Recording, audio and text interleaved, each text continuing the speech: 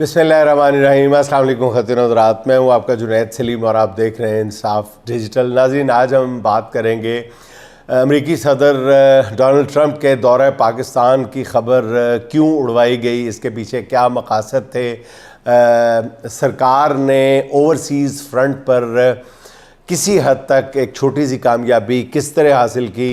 फिर नाज़रीन हम बात करेंगे कि गैलप के सर्वे ने मैडम वज़ीर आला की गिरती साख पर इन्हें रेस्क्यू करने की कोशिश की, जो बुरी तरह नाकाम हुई।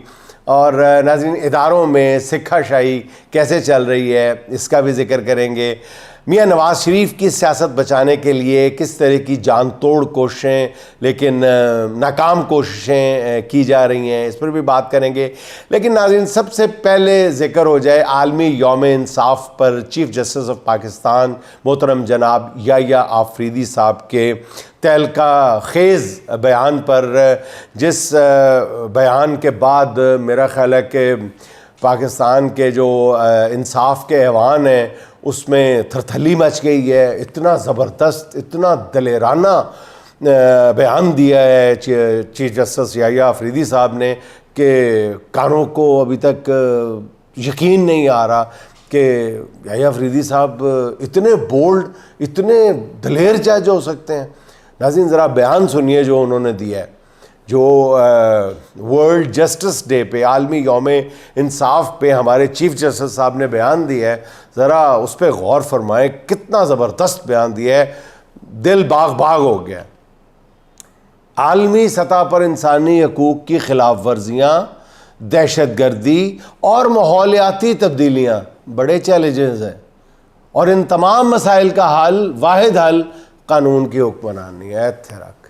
इसे कहते हैं दलेरी, इसे कहते हैं कि हमारी खुशकिस्मती देखें कि हमें कैसा अजीम चीफ जस्टिस मिला है। नाज़रीन, इतना बोल्ड बयान, इतना दलेराना बयान, किसी में आज तक इतने चीफ जस्टिस गुजरे हैं किसी, और जाहिर है कि हर चीफ जस्टिस के अहद में आलमी यौम इंसाफ भी आया होगा, लेकिन इतना बोल्ड बयान। देखिए नाज़रीन, चीफ जस्टिस साहब ने कमाल क्या किया है कि मुल्की सतह पर इंसानी हकूक़ की खिलाफ वर्जियाँ वो नहीं कह रहे। देखिए, उनकी बड़ी विजन है, चीफ जस्टिस है ना, उनकी विजन भी बड़ी है। वो फरमा कह रहे हैं, वो कहते हैं आलमी सतह पर इंसानी हकूक़ की खिलाफ वर्जियाँ, मुल्की सतह पर नहीं कोई भी इंसानी हकूक़ की खिलाफ वर्जियाँ। मुल्की सतह पर कौन सी इंसानी हकूक़ की खिलाफ वर्जियाँ नज़र आ गई? नहीं नहीं नहीं नहीं नहीं, आलमी सतह पर जो खिलाफ वर्जियाँ हैं ना, वो बहुत चैलेंज है, वो बहुत बड़ा चैलेंज है। फिर दहशत गर्दी बहुत बड़ा चैलेंज है। अच्छा, फिर उससे भी बड़ा जो चैलेंज, उन्होंने जिस तरह मतलब दलेरी के साथ ये बयान दिया, मुझे तो यकीन नहीं आ रहा अभी तक। चीफ जस्टिस साहब ने कहा है माहौलियाती तब्दीलियाँ, उन्होंने कहा है माहौलियाती तब्दीलियाँ जो है वो इस वक्त चैलेंज है। चीफ जस्टिस साहब, खुदा के लिए वतन अजीज़ में क्या हो रहा है?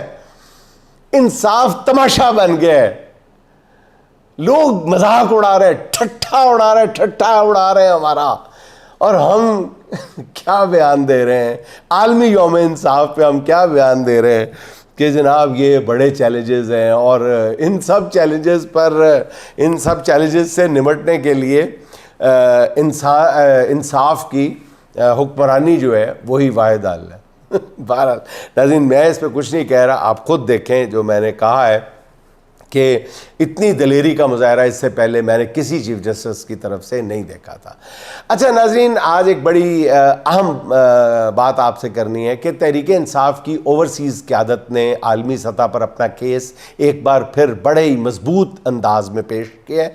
लेकिन नाज़रीन, मैं बात करना चाहूँगा इस हवाले से कि हमारी सरकार ने जो एक छोटी सी कामयाबी हासिल की है, जिसको वो आने वाले दिनों में बड़ी कामयाबी करार दे रहे हैं, वो है ओवरसीज़ ख़ास तौर पर जो अमेरिकन पाकिस्तानीज़ हैं उनमें दरार पैदा करने की।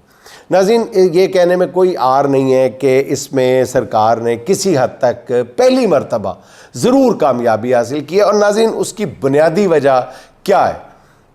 नाज़रीन, उसकी बुनियादी वजह मेरी दानिस्त में ये है کہ امریکن پاکستانیز اس سے پہلے جتنی بار بھی سرکار کی طرف سے یا پاکستان کے طاقتور حلقوں کی طرف سے کوشش کی گئی ان میں اختلاف پیدا کرنے کی، ان میں دراڑ پیدا کرنے کی، اس کے جواب میں رد عمل جو آتا تھا امریکن پاکستانیز کی طرف سے وہ بہت ہی، یا پاکستانی امریکنز کی طرف سے وہ بہت ہی نپاتولہ ہوتا تھا.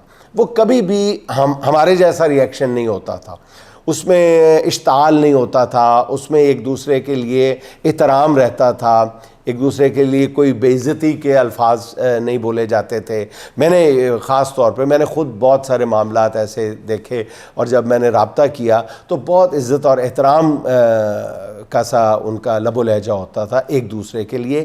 لیکن ناظرین، کچھ دنوں سے میں دیکھ رہا ہوں کہ اوورسیز پاکستانیز جو ہیں ان میں سرکار نے اپنے بندے اس طرح فٹ کر کے بٹھا دیے ہیں اور ایسے ایشوز کو چھیڑا ہے جن پر یہ لوگ جو ہیں یہ اپنا شاید وہ وقار اور گریس جو ہے گفتگو میں وہ لوز کر بیٹھے ہیں. اس کا جو ایک منطقی نتیجہ ہے وہ یہ نکلا ہے کہ اب ان میں اختلافات نظر آنا شروع ہو گئے. اس سے پہلے ایسا اگر کوئی اختلاف تھا بھی تو وہ اختلاف رائے کی حد تک محدود تھا، اختلاف نہیں تھا. اب وہ اختلاف سے بھی اگلی سٹیج پہ پہنچ گئے. مطلب گزشتہ روز سے میں دیکھ رہا ہوں کہ سجاد برقی صاحب کو بھی پاکستان میں سوشل میڈیا نے آڑے ہاتھوں لینا شروع کر دیا، اور ان کے ایک جو ان کا میسج تھا ٹام لینٹاس کو کہ وہ اگر امریکیوں سے یا ان کی جو کمیٹی ہے وہاں پہ اگر کوئی گفتگو کرنے کا اختیار رکھتا ہے تو وہ عمران خان کے صاحبزادے ہیں. اس کو بنیاد بنا کر فوری طور پر ہم نے سجاد برقی صاحب جیسے ہی شخصیت کو بھی داغدار کرنے کی کوشش کی ہے. ناظرین، سجاد برقی صاحب پر کسی طرح کا بھی ایک چھوٹا سا الزام لگانا یا ان کے دامن کو داغدار کرنے کی کوشش بالکل ایسی ہے جیسے آپ عمران خان پر الزام لگا رہے ہیں. مطلب جتنی قربانیاں، جتنی کوشش، جتنی کاوش جو ہے وہ سجاد برقی صاحب کی ہے، میرا خیال ہے کہ شاید بہت کم لوگوں کے حصے میں آئی ہے.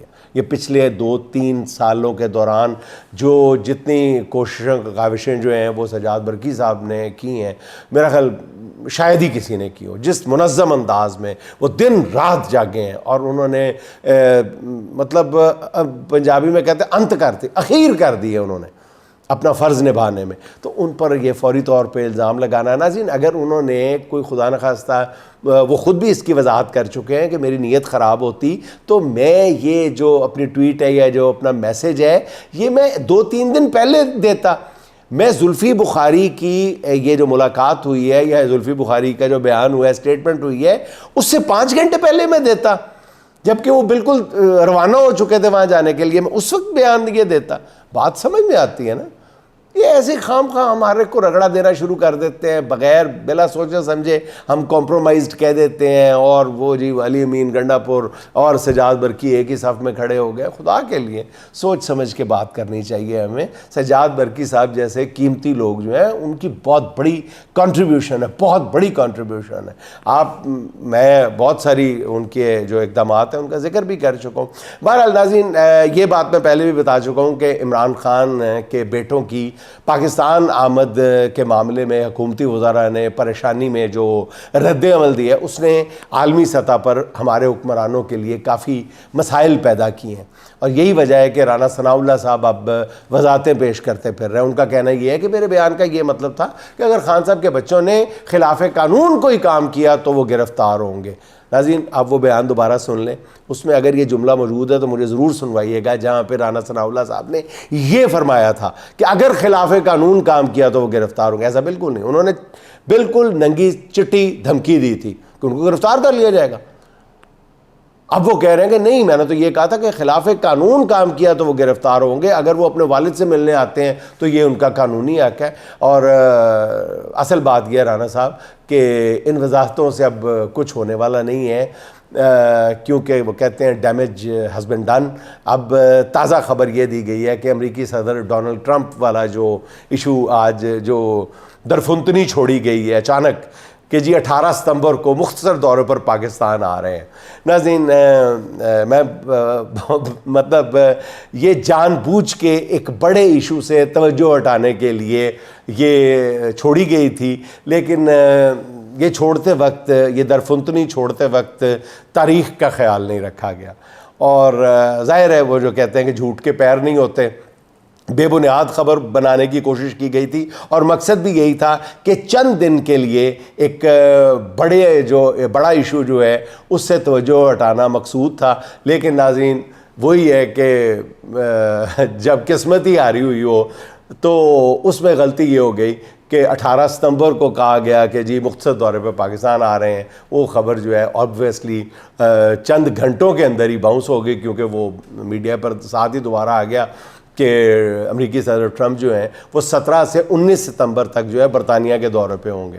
تو ناظرین اس خبر کو باقاعدہ لانچ کیا گیا تھا، پلاننگ کے تحت کیا گیا تھا، لیکن بعد میں چینلز کو باقاعدہ معافی مانگنی پڑی ہے۔ البتہ ناظرین یہ آپ کو بتاتا چلوں کہ برطانیہ میں ذرائع کے مطابق عمران خان کے بیٹوں کی ٹرمپ سے ملاقات ہوگی۔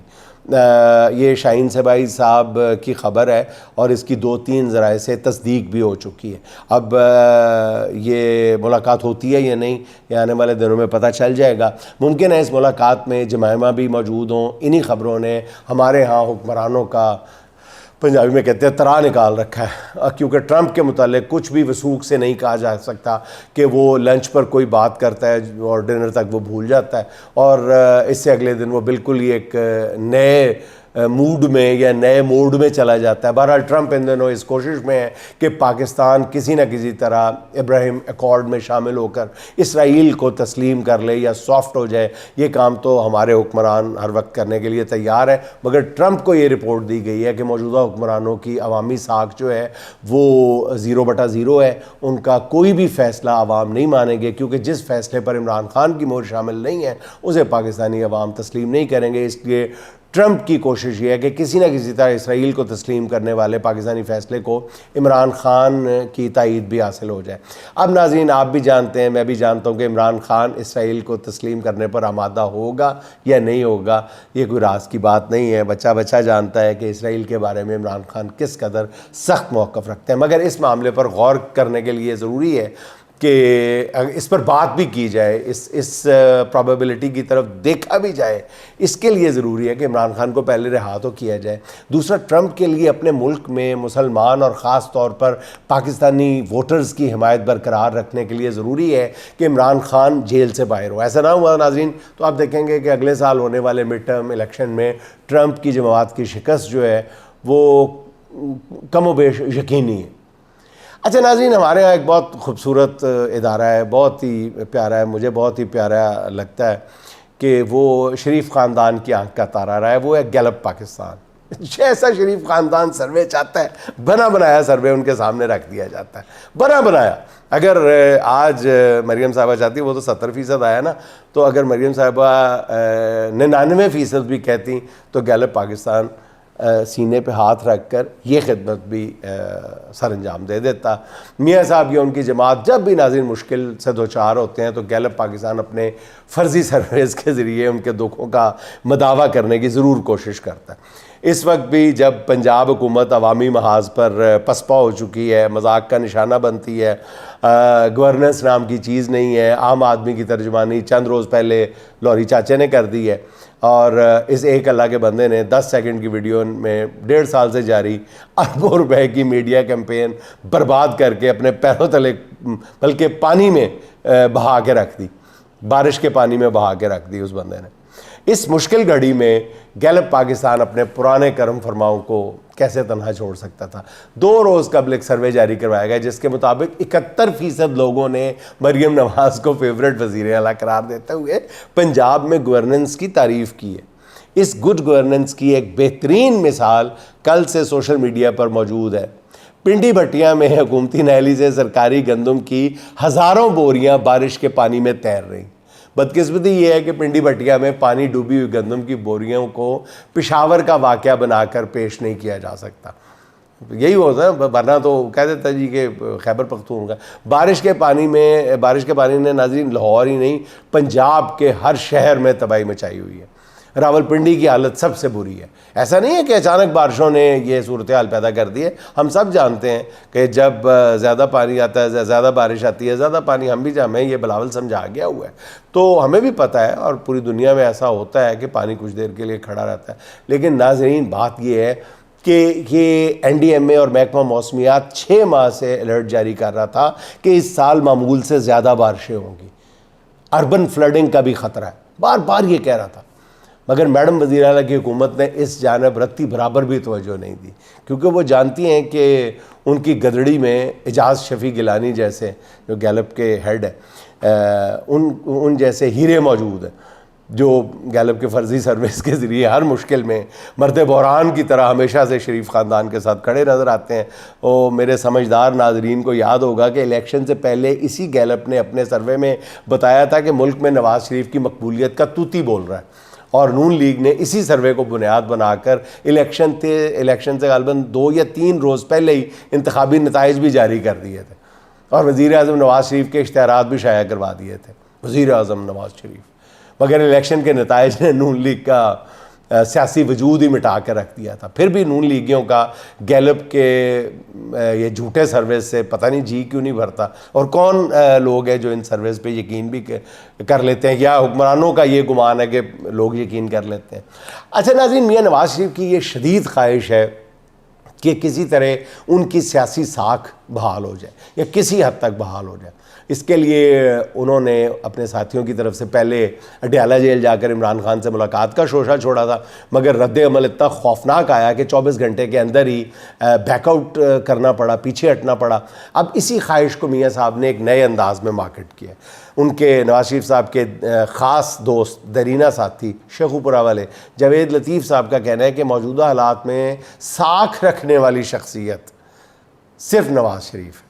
اچھا، ویسے انہوں نے اپنے بیان میں ساکھ کہا ہے، اچھی یا بری نہیں کہا جاوید لطیف صاحب نے. انہوں نے کہا ہے موجودہ حالات میں ساکھ رکھنے والی شخصیت صرف نواز شریف ہے. آپ نواز شریف کی طرف جائیں، یہ وقت ضائع کرنے والا نہیں ہے.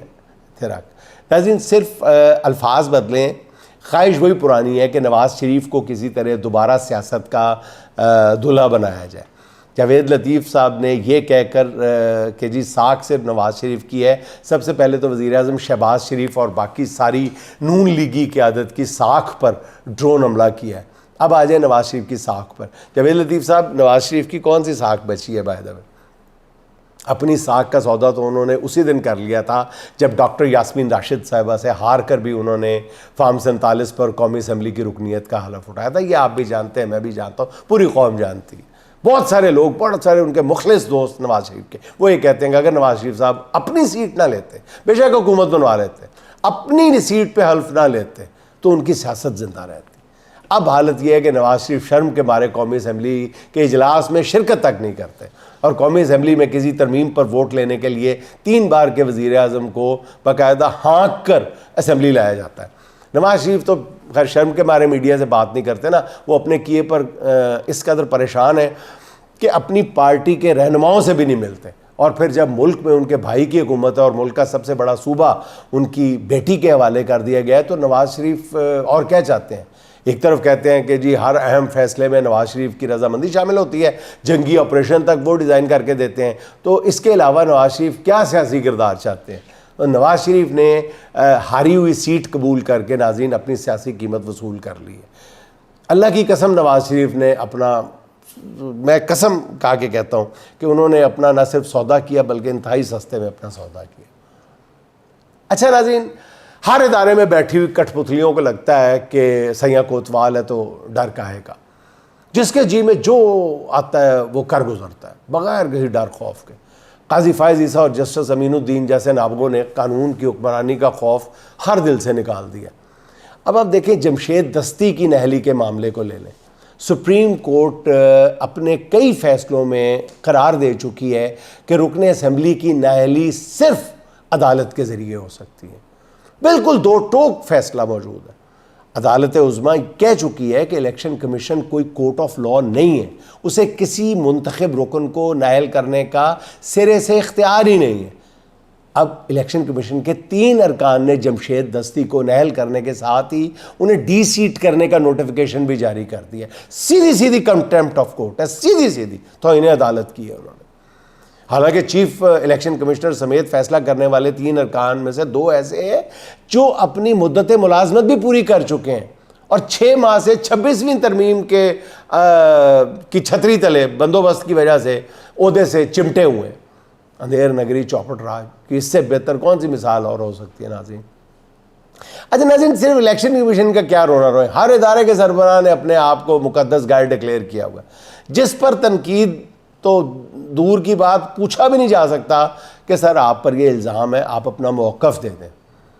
وزیر داخلہ محسن نقوی صاحب تو بہت ہی خیر اوپر کی چیز ہے، بطور وزیر داخلہ انہوں نے جو کارنامے سر انجام دیے ہیں اس کے بعد ان کی انا جو ہے وہ تو خیر مینار پاکستان سے بھی اونچی ہو گئی ہوئی ہے۔ ایک صحافی نے چند روز قبل اپنی سٹوری کے ذریعے بتایا تھا کہ پی سی بی میں 6 ارب روپے کی بے ضابطگی ہوئی ہے، جو ان کے اپنے کیمپ کے جرنلسٹ سمجھے جاتے ہیں، ان کی یہ رپورٹ تھی کہ پی سی بی میں 6 ارب روپے کی بے ضابطگیاں ہوئی ہیں، جن میں چیئرمین محسن نقوی سے منسوب فراڈ اور گھپلے بھی شامل ہیں۔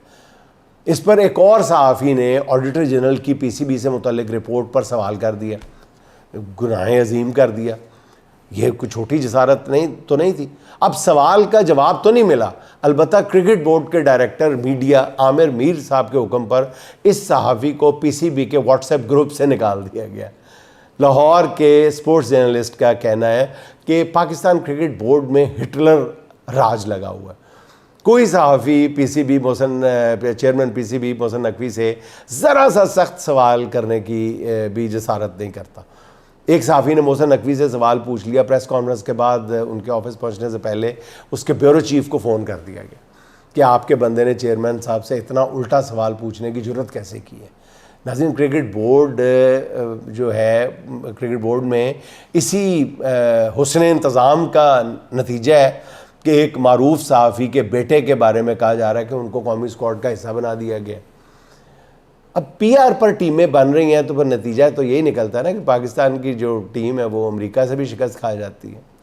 اچھا ناظرین، آخر میں سوچ رہا تھا کہ کچھ بات محترم جناب بیرسٹر سلمان اکرم راجہ صاحب کی ہو جائے، جن کی میں بہت زیادہ عزت کرتا ہوں اور آپ میرے ویلاگز میں بھی سنتے ہیں۔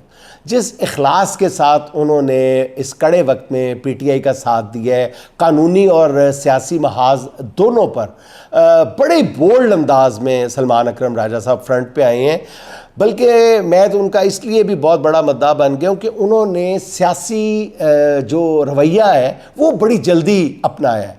وہ یعنی یہ میں منفی انداز میں نہیں کہہ رہا، میں مثبت انداز میں کہہ رہا ہوں کہ انہوں نے تقریر کرنا، گفتگو کے تو ویسے وہ بادشاہ ہے لیکن عدالت میں گفتگو ہے، اس کے بعد انہوں نے بڑی جلدی سیاسی گفتگو کرنا سیکھی ہے پریس کانفرنسز کے ذریعے، اور ان کے اس رویے نے یہاں تک پہنچا کہ اب گزشتہ 1 یا 2 دن پہلے جس لہجے میں انہوں نے گفتگو کی ہے وہ بہت ہی عجیب و غریب ہے، بہت ہی عجیب و غریب ہے۔